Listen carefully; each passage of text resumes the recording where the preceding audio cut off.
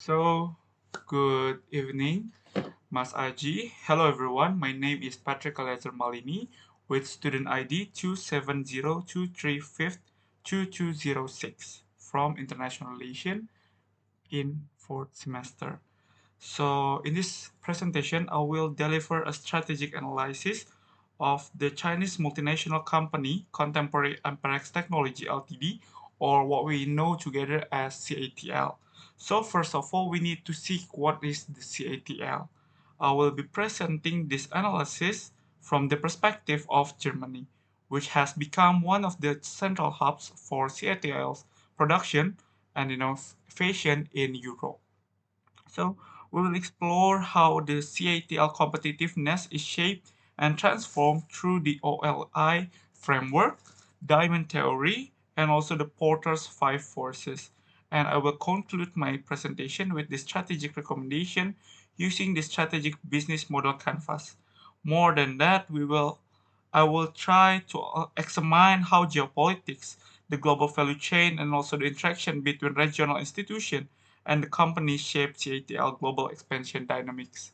So let's beginning from the introduction to CATL and the global challenges. So first of all, what is the CATL? As we know together that CATL was Contemporary Amperex Technology Co. Ltd. Or CATL is a leading Chinese EV battery manufacturer specializing in lithium-ion batteries and battery management system. As the world's largest EV battery maker, CATL holds a significant global market share and partners with major automakers.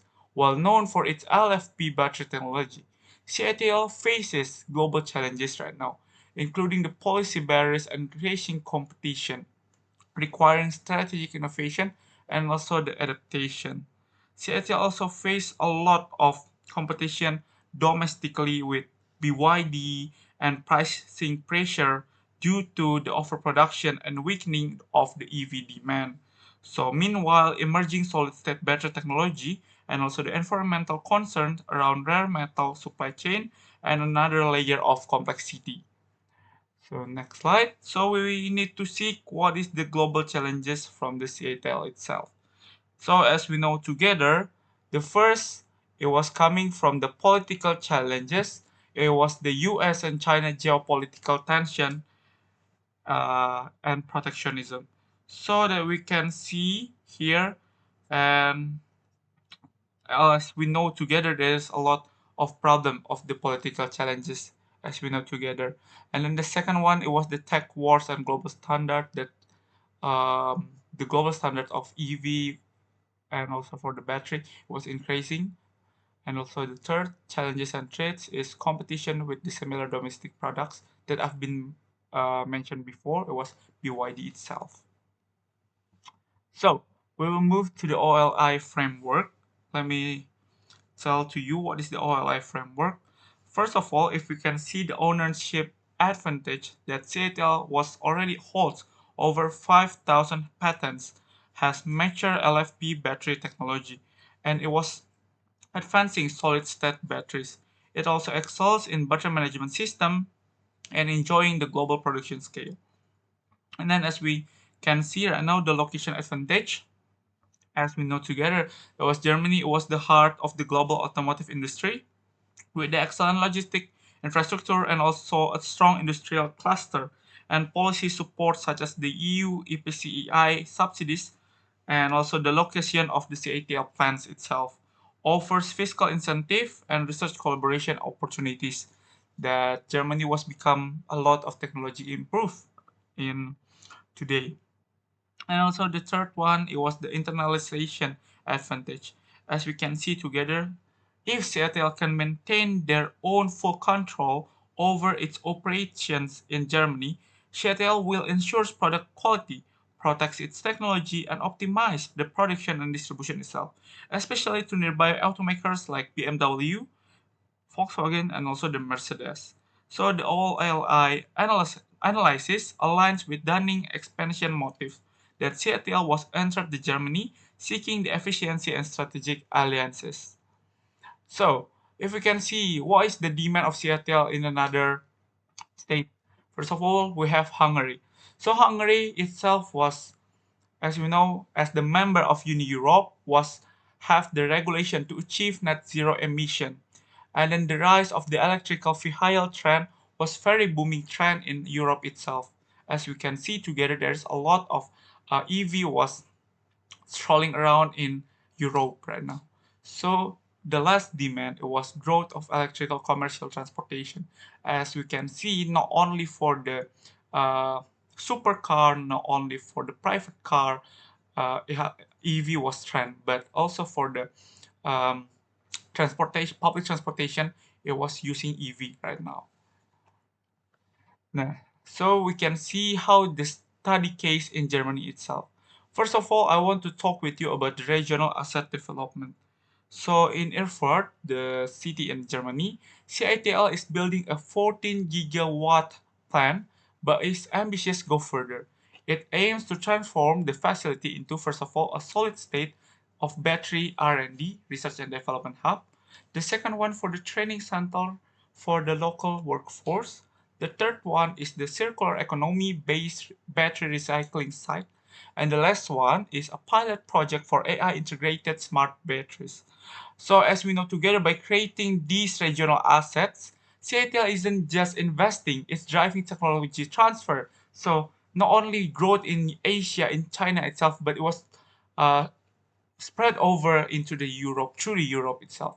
So it's driving the technology transfer, the job creation, and also the strengthening the Germany position as the battery valley of Europe itself. So as we can see the study case in Germany itself, if we can see the threat of new entrants, how we can see there is a lot of competitors itself. Okay. Now, threat of the new entrants, it was not leading. Seattle is not leading in this aspect. Why? Because although it has been operating in Germany since 2022 with a significant production capacity, strong threats have emerged from new entrants such as Northvolt, Dre, and ACC. This competitor benefit from much larger plant capacity up to 16 gigawatt for the Northvolt itself. So it was talking about how CATL will merge and take over the position for the beginning for the newcomers with the strategic advantage over the CATL in the long term. And then the second one, if you can see the bargaining power buyers, the CATL in Europe, it was not leading. Why? Because currently supplies the major OEMs like BMW and Mercedes-Benz. This buyer pose strong bargaining power due to their large scale purchases. It was increasing investment in its house battery production and diversification of suppliers. Strategic move like the AECC joint venture, we can see it leverage and strengthen how the European players who are more aligned with the local industrial policies and also the sustainability standards itself. So, if we can see here now what is the diamond theory assessing the domestic competitiveness, first of all, we need to seek the factor of the condition that we know together, as we know together, that Germany offers highly skilled engineer, top research university, and advanced logistic system. A lot of us was can see how the engineer from German was very smart itself. For the example was, or from Europe itself, as we know together that Mr. Habibi, as our vice president, past vice president, was come from the Europe, was bachelor in engineering. So it was talking, if we can talking about the engineering itself in Europe, it was very major commodity. So and then the second one for the demand condition itself, as we know together that EU emission regulation are pushing a transition to the EVs with a 2030 targets of 10 million EVs. So the consumers demand batteries that are safe, fast charging, and environmentally friendly. If you can know together that, you can imagine how lot your electrical bill if you are charging your EV in your home. And then second one, is it fast or not, is it safe or not, it will be Android question for right now, because as we know together there's a lot of case there was the EV was explode during the charging, so it was very danger. and was very make an important things to the EV itself. And the third one for the diamond theory was related and supporting industry. So as we know, the companies like BASF, DHL, and Fraunhofer, alongside premium automotive OEMs, create a robust value chain. And then the last one, if we can see how the firm's strategy and rivalry, the intense competition drives rapid innovation, that CATL must contend with Northvolt, ACC, LG, and Samsung SD. So there's a lot of competitor for the CATL itself, and their competitors have their own majority, have their own goodness, uh, have their own specialized and have their own specialty too. So it will be a little bit hard for CATL itself. Okay, if we can next to the next slide, we need to seek what is the Porter 5 forces, the competitive landscape in Germany itself. So as we know together, there is a lot of Porter 5 forces for the CATL to achieve the competitive landscape in Germany. First of all, we can see how the threat of the new entrants, as we know, Seattle was itself the new entrants in Europe market. So if we can see the threat of the new entrants, it was very high. Why? Because the EU funds the initiative like the Northvolt, and EU was very open to the new technologically entry barriers are lowering. So it will be very easy for the CATL to grow their market in Europe, especially in Germany. And then the second one, for the bargaining power of buyers, it will be very high. Why? Because the major OEMs have a strong bargaining power due to the volume and alternative than the other competitive like the Samsung SDI or maybe LG or the other one. So there's a lot of OEMs who still believe, have still put their own truth into the for this ATL itself, like BMW, Volkswagen, and the other one. And then the third one, if we can see together, it was the bargaining power of suppliers. It was medium height. Why I said medium height? If we can see the dependency of lithium and nickel makes the CATL vulnerable to price and political volatility. And the fourth one is the threat of the substitutes. It was medium. Why? It was the solid state, sodium ion batteries and swap tech pose long-term threats. And then the last one, the industrial rivalry was very high. As you know together that global battery giants are fiercely competing for dominance in Europe. There is a lot of like the competitors in Europe itself, like CATL, not only the main market player in the Europe, especially of course it's not. So there's a lot of case in Europe itself. So if we can see for the five Porter, five forces, here we can take a conclusion that was the Porter analysis show that while Germany is not uneasy for the market, it is highly strategic for innovation and global scale itself. So if we know together that was Seattle not only grow their own demand in Hungary or in China or in Germany, but in this period, Seattle will grow their own market in Indonesia itself.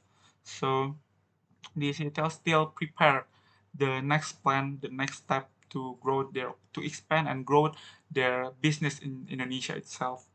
So if we can see the GVC integration and the bargaining dynamics, if we can see together was using the global value chain framework, the CATL integrates its upstream to downstream activity globally. Why? We can see the inbound logistic. It was the lithium from Chile, nickel from Indonesia. CATL will invest in Halmahera. As I thought before, there was CATL will improve, will expand the business into the Indonesia. And then if we can see the operation manufacturing in China, Germany, Hungary, and Indonesia, it will very booming itself for the trend of the EV. And then the third one, the outbound logistic, was direct supply to OEMs like Tesla, Volkswagen, BMW, and sometimes for the BYD itself. And the last one, for the service and the circular economy, it was very good because the recycling programs and AI-based battery monitoring. So it was the innovation for from CATL itself was take over the recycling programs battery to keep the earth was safe And then why the AI-based battery monitoring was important. So we can see the battery health, we can see the troubleshoot for the battery, and we can see what is the problem in the battery. So it was very helping for the modern life right now today. And then if we can see the next section, it was strategic recommendation using SBMC as that I've been made it before. We can see first of all we have the key partner was a lot of DHL German OEMs like Volkswagen, BMW, and the other one. And then we can see what is the key activities was solid state R&D, AI-based battery system, and battery recycling. The key resources it was patent technologies, German talent, and the EU license itself. And the third one it was the key resources, how the key activities should be mashed into the value of propositions. The net zero batteries, the fast charging, the singular economy compliance, it will be the value proportions itself. And then if we can see the customer relationship, there was joint R&D venture with BMW and Volkswagen itself. For the channel was very a lot of channel for the CATL. The smart tracking platform, the EV battery cloud service was very important to us. And for the customer segments, the EV OMs, energy storage firms, and also the power grid operations. And for the cost structure, intra-EU logistic efficiency, automation. And for the revenue stream, B2B battery supply, tech licensing, and also the carbon credit trading. So as we can see here is it the value of the proposition, the value delivery, the value capture, the value creation for the CATL in Germany itself. First of all, you can see together that scale and cost advantage that CATL has a competitive advantage in production scale compared to the local competitors such as Salesforce, sorry. And then next one is was the large production capacity allows the CATL to achieve the better economies of scale, lower cost per unit, and also maintain the competitiveness in a highly competition industry. And for the sustainable technology innovation, the CATL was focused on developing advanced battery technology using LFP and solid state, which respond to the German automotive industry need for high performance batteries. It was very good step, very good idea from CATL for the CATL in Germany market itself. And then for if we can see the strategic production localization that CATL has invested a lot of 1.8 billion euro to build a production facility in Erfurt, Germany that I've been mentioned to you before. This investment creates a value by responding to the European Union policy push to build a local battery supply chain. So while reducing the dependence on imports from Asia and minimizing carbon emission from a transportation itself. So for the value proposition, it was we can see how the local battery solution with scale and quality assurance from CATL to the Europe market, especially for the German itself. So it was very good, like the premium OEM such as BMW and Mercedes. The combination of local availability, large production capacity, and high quality provide the critical supply assurance itself. So for the value capture, we can see how the long-term contracts with the premium OEM itself. So that CATL was captured value through long-term supply contracts with the leading German automakers such as BMW and Volkswagen, despite facing strong buyer bargaining power, strategic relationship will take the revenue stream and the EV demand in Germany increase. For the supply chain integration, it will be integrate your own self. And then for the value delivery, we have a 3 point: the local production integrated with Germany EV ecosystem, the meeting regulatory and sustainability standards, and also the strategic relationship with the government, the incentive program. So hopefully the CATL will be very growth in Germany itself. So for my closing, that let me conclude this presentation, my strategic analysis of CATL in Germany with strong technology, regional collaboration, and also the sustainable innovation. The CATL has great potential to become the backbone of Europe energy transition. Yet this geopolitical risk and fierce technological competition must not be underestimated. Thank you very much for your attention. I'm happy to continue the discussion if you have any further question. Thank you very much.